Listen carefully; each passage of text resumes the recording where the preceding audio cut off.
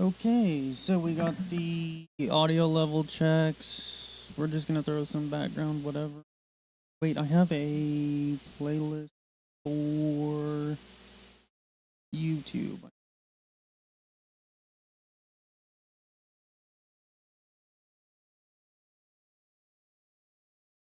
There it is. YouTube. E. Yes. Anyways, I can start the introduction on this video at this point. I'm just gonna do it. I mean, I could have camera set up, the rig, all that, and the DJ equipment, but it's just like, well, I'm just gonna do it. I'm not gonna obsess over it. Later on, I can do a new one. But the whole idea of what I'm doing here is an introduction video. Let me multitask. But anyways, it's just an overview of who I am. Someone could just be passing through, or someone could be new. Any questions or anything like that? Or who is this guy, or what's the validity of what he's saying? Is there any significance? Music time. Shuffle that. There we go. It should be pretty decent background music. Get it down to 40 decibels. And here, so I can hear myself think. Okay, so who am I? Who the hell is this Major Lee guy, and what the fuck is Major Angle? See, I wrote down a script, just flip notes, points to get to, and so that's where we'll summarize it. But anyways, my background: when I was growing up, I did nothing but computer stuff. I'm always digging for records, looking for new music, stuff like that.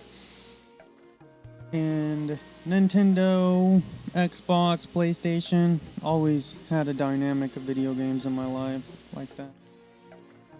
And so through the whole 90s, 2000 upcoming of video games, 3D graphics, and all of that, I was kind of a part of. And then the whole generation of, this thing of the internet, and we can communicating to other people. And so this communication and technical background of mine is basically from the point of where America Online, Windows 95, Windows 98, and all of that came to be.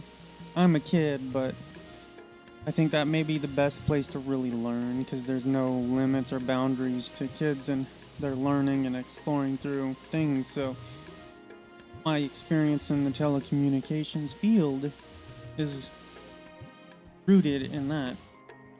And so when it comes to programming or software development, engineering, all the stuff that may be involved with audio production and technical things behind it all, there's some substance behind it. I did some modding of video games, 3D graphics, stuff like that, learned all that, but never really dedicated my life to these things. I know about them and understand them, but I don't have valid and current experience, just a general understanding from my own personal exploration. Anyways, I'm from the Missouri, Oklahoma, kind of Arkansas region of the world, but never really stuck around there. Ended up in Florida, and then my life kind of became a regular traveling kind of thing. It seems like I was always getting in trouble, so I want to, I guess, avoid that. Maybe I was just a kid, and so I was busy doing the video game stuff. Diablo 2, World of Warcraft, Battlefield, these games we all modded, and I was a part of that experience at the time. 2000s, the turn of the century, really. And right now, I'm just outside of Oklahoma City. And so my region that I'm trying to cover is Denver to Dallas. I'm gonna, this summer, start going to events in these areas, concerts or whatever, just so a weekend out. That's kind of where it's at. Because there's not too much in Oklahoma City. It's more of a working person. And so where I've been, well, I've been across Europe to Hawaii and almost every state except for the northeast, like Maine and stuff like that. I've been to New York, but Maine and Pennsylvania, stuff like that. Ohio, that region right there I haven't been to, but I've been to New York and South. Virginia, North Carolina, South Carolina, all that, and then all the way across the country, all the way up into the Pacific Northwest. I've lived in Seattle, Hawaii. I guess you can say I backpacked across Europe, went to Ibiza, however you want to say it. And so, that's that region, location, explanation covered. So if you want to know where I'm at, because you want to invite me out or whatever, then my travel capability on the weekends, just regularly, casually, is Denver or Dallas. Those are my two main towns. Amarillo's not out of the question. Basically Texas and Colorado. But in Oklahoma itself, there's not really much to do. And then there's a little bit like Angel Resort in New Mexico, which I can go there, but beyond that, there's not too much in New Mexico. I kind of just ignore it. If it's an extended weekend, it's not too far to go to Vegas. I can jump on a flight super easy and be there. But that's enough of the region covered. What about language? Japanese is my second language, and that's my other topic. I want to go to Southeast Asia, Japan, travel that, my future aspirations. And Japanese is my second language, although I've never been. I've talked to people in Japanese and studied Japanese with other people that are Japanese. And so that is officially my second language, although I know Russian, but it's at a lower level. I barely know it. I can read and write it. The languages that I can read and write is Japanese, English, Chinese, and Russian. So I have a very diverse ability to read and write, but I might not know what I'm reading or writing. But Chinese is a different story. That's just codependency of the Japanese. I don't actually know Chinese, except for vaguely or minorly. And I know all of these writing styles because of my work and being able to explore different languages and cultures, which through the government jobs doing communications and communication systems, anywhere from satellites to radio systems or just computer systems like tech support. That's kind of how it is in the government field is, oh, you have this job to be a technician, but we need you to do all this other crap too. So I've managed to regularly play video games, music. I always explore music, and DJing came later in life. I didn't know that DJing existed, like turntables and whatnot. Later on in life I learned that and took it up, and now it's something that I do regularly.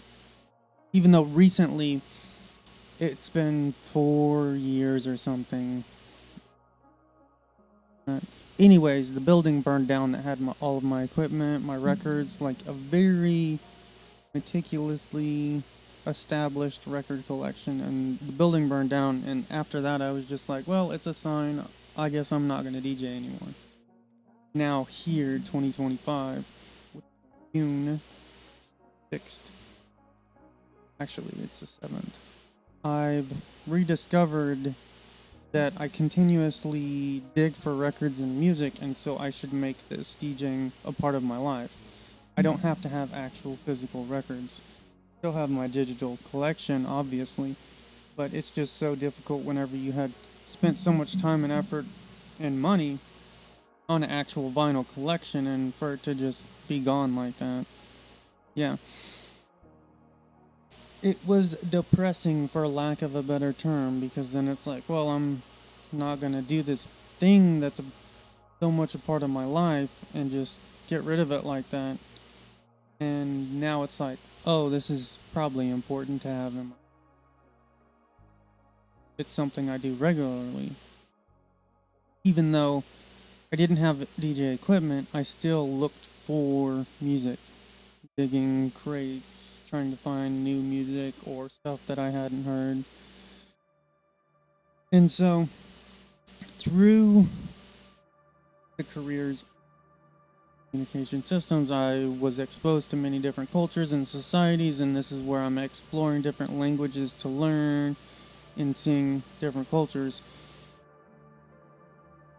And so I study a little bit of this language or that language, French, Arabic, this, that, and the other, and never really dedicate to a second language until in the past 5 years it was like, well, I can't just know a bunch of this language, that language, and the other.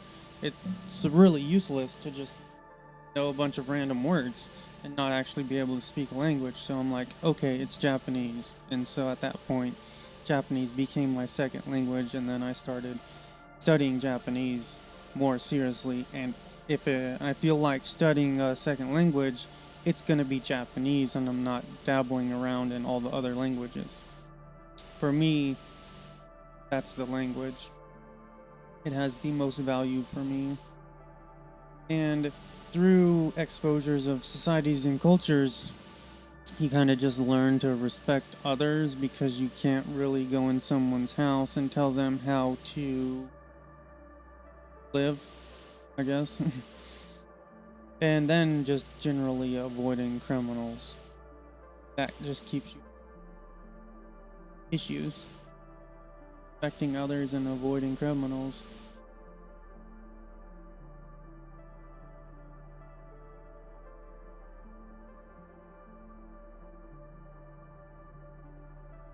Most of my time was actually just fixing computers or doing updates on systems.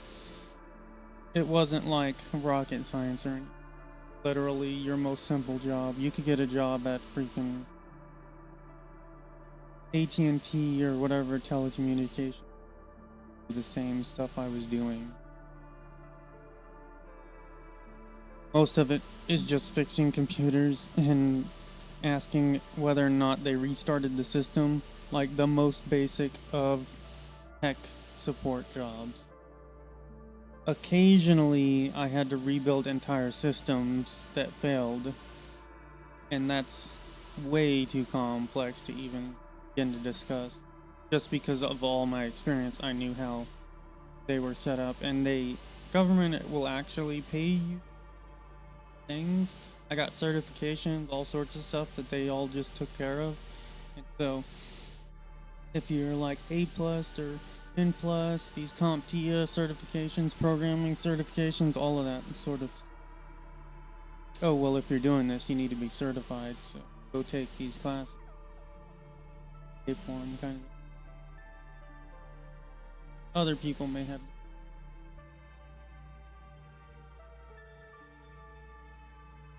Think of it like ADT home security systems, because sometimes I had to fix radio systems or security systems as well. And so the tech support through that and computers, it's all interconnected, and you're just going to fix whatever we tell you to fix kind of thing. You're certified, so. Sometimes it was like camera systems for whatever. I mean, this is long. Well, injuries lead to, which these days I try to provide and educate the arts community since I'm retired. And then I mess around with these random hobbies. The real message to artists, which I learned later on in life, because when you arrive to a disability or something like that, or an injury or whatever, then you have plenty of time to think about this concept of art. And so I became an artist when I learned how to start DJing, and I didn't understand this. Everyone was like, oh, this is what you need to do, this is how you do it. This system of how to be a DJ, and until later on now I learned that as an artist you can never tell an artist how to art. And then I refer to Bob Ross. Artist equipment is the paint, and you do your art through that form. As the artist, whatever you do is right, everyone else is wrong. But you can have like standards that are established within the community, like, oh, this is what a tree looks like, this is how you should paint it, of course, like Bob Ross. But still, as an artist, you can't go wrong. Like, you're not wrong, and it's just part of the art process. Bob Ross, but with 2 turntables and a mic. Then that leads me on later on, after I get into the arts community. I start managing numerous projects, events. It's just ingrained in me to organize and set up, establish, and fit pieces where they belong. This is where I think DJing really stands out, because it's like a puzzle and you can put tracks together and they don't always fit, but when they do fit, it's that puzzle is kind of like solved. But anyways, lots of events, anywhere from house parties to raves or club events, online shows. I established many different shows, and currently I host a rave package that is 5,000 watt system, but there's a $5,000 insurance retainer to get that even discussed. Like, you have to pay the retainer fee before we even begin the business of that. It's not really a business, it's just something I do on the side. And for example, the reason why you're doing this is because if it turns out the event's illegal and you don't have permits, and I'm there and all my equipment gets taken, I can replace all of that, which is that 5,000 watt sound system live event package.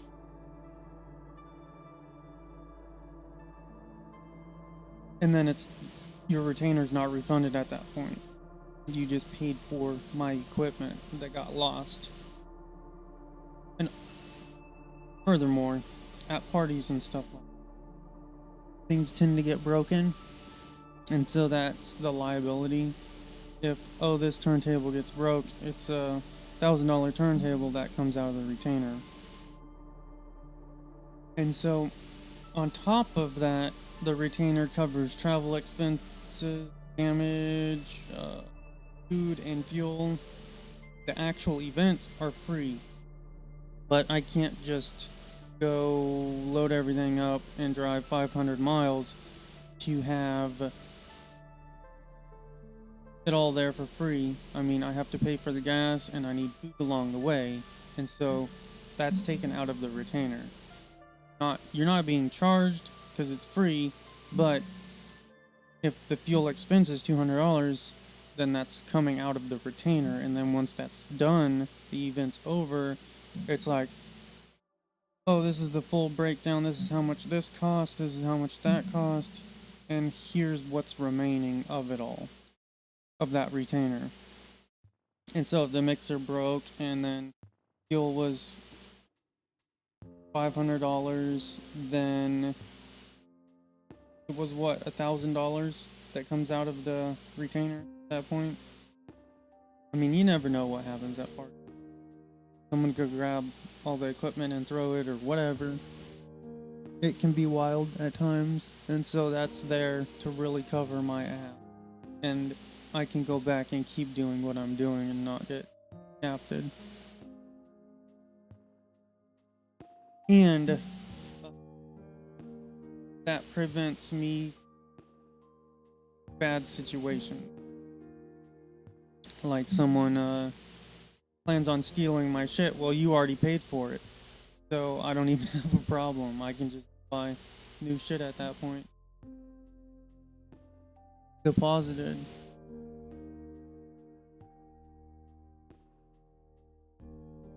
My DJing style. Okay, so I'm a technical DJ, and when I recommend getting into DJing for people, I tell them to get 2 turntables and a basic mixer. Whether it's a CD DJ or vinyl, that way they can learn the technical skill, and it's not like a lot of the modern convenient systems. You can actually learn how to really be a DJ and the whole process behind it all. Tracks, playlists, and thinking about the event as a whole instead of, oh, I've got 10,000 tracks on my all-in-one unit here and just playing random ass music. Being able to stick to the theme, have actual skills, not just being a record player. Because anyone can just play music on their phone.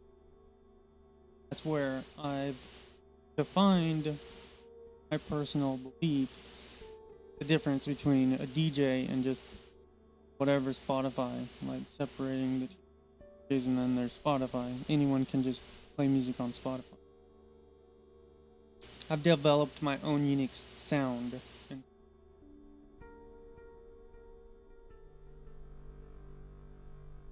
People might know the tracks, but how I'm doing that is not very known. Very unique thing. As an artist, a lot of time cultivating that. Okay, and then we get on to what DJs are and or beat matching or whatever. I don't care what anyone thinks a DJ is, because I've learned that it's very simple, and it has nothing more to do with someone who likes to find new music and share that with others. No technical skill required. That's really where you have the separation of whatever artificial intelligence or algorithm recommendations. Having a person that has a collection and that actually pursues discovering new music regularly. I just found this song, it's going in my collection, and I would like to share it with them. The equipment that's involved in that is kind of irrelevant. You can send a text message to someone like, hey, look at this new song I found. Kind of a DJ at that. Sharing music that you discover with other people. And that's where I think in 2025 we define what is a DJ. Spotify or Nazi DJs where, oh, you have to do things this way, and you're not a real DJ if you can't beat match, you're not a real DJ if you can't do this, that, or the other, and all the technical skills that I've acquired. I've learned that those aren't really relevant, and at the core of it, it's someone who just likes to share what they find with other people. Whether it's one person or a freaking crowd of 500 people, still the same concept. You're sharing people that you like, and it's not the same as a producer. They're just sharing. So that line between producer and blurred. That's how I established what a DJ is. They're making their different. Mixing is where the lines kind of blur. So the core of it is DJ. Find and share music. No more, no less. Plain and I mean, you can have your own opinion about that. Okay, you can leave a comment too to hear what other people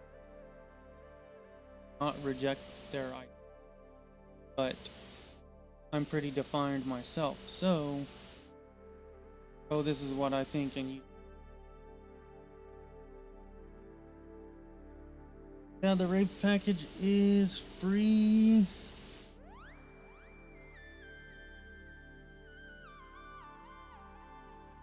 It enables the sharing of music, whether it's setting it up in a club or bonfire, whatever.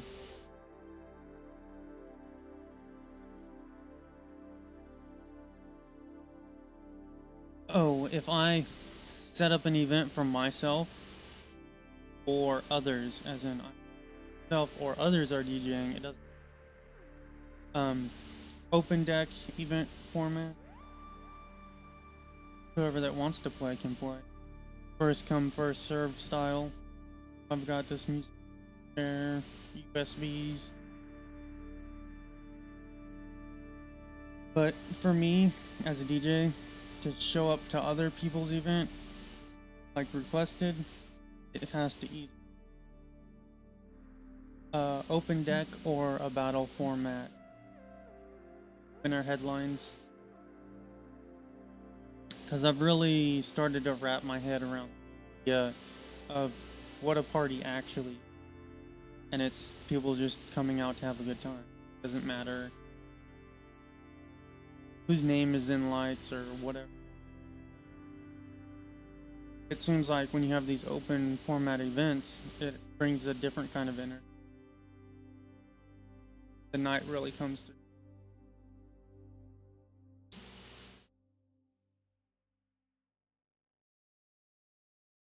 And so, take these open style format events is like, oh, I decided to come tonight. It's not, oh, you need to pre-order your tickets 6 months in advance to get it at our discounted rate, whatever. It just gets out. Show up or don't. And full, then we're full. If there's someone that's really good tonight, then hey, up. If not, well, we're at capacity. That's just kind of how it.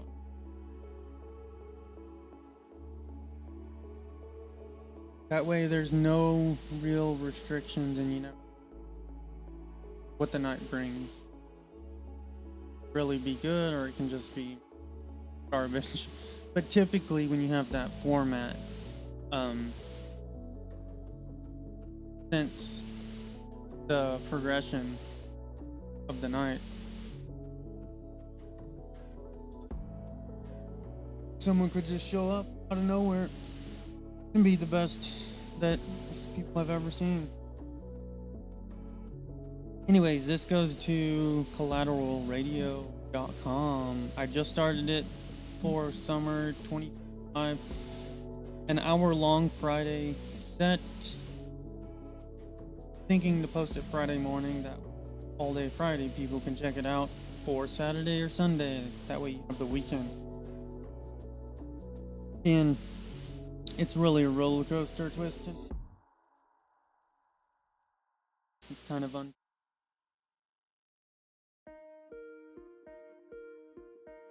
Whatever I feel like, whatever direction I feel like. Unless I have like a theme to stick to. But this theme is dance music. I want to at least try to style of energy there.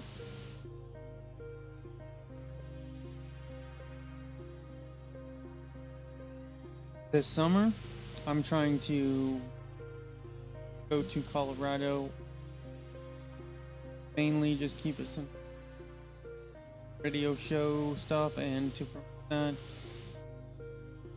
And if I can find a place to regularly do things, then I will. But right now it's real. So it's just me open to meeting people, establishing relationships.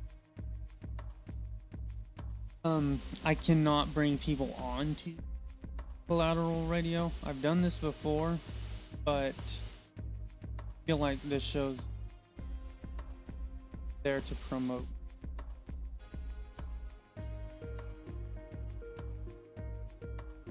Each week, hopefully we'll see.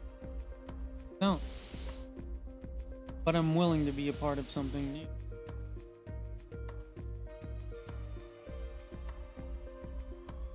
Oh hey, let's start a new radio show. Alright.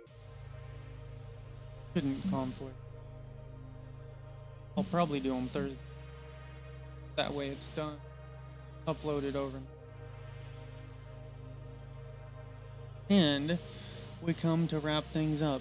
Major League is the name I set up online for video. I've just kind of been sticking to it for. Probably won't change it. And so it can up like that, where major angle is the umbrella for everything. So I document everything. Site, which is major.com as well, and so I consider that my research umbrella for all of my random. So Majorly is me, and I'm under Major Angle doing all of this stuff. Doing products or going to Disney World. Who knows? I'm really not limited to. That's just a basic introduction of who I am, projects, a little. That way, I'm not such a stranger. I might know what I'm talking about when it.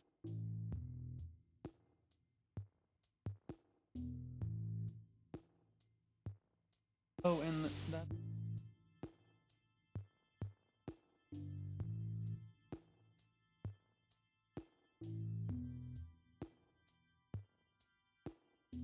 I just wear them.